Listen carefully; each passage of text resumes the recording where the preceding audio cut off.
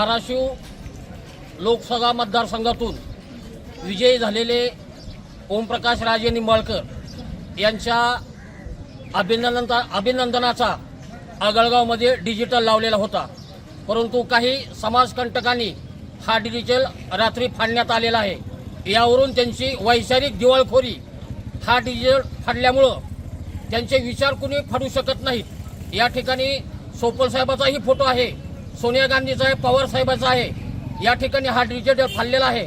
या समाजकंटकावरती कारवाई व्हावी, अन्यथा आम्ही आगळगाव बंद करू, हा इशारा मी संबंधित पोलीस स्टेशनला ग्रामीण बार्शी यांना देत आहे।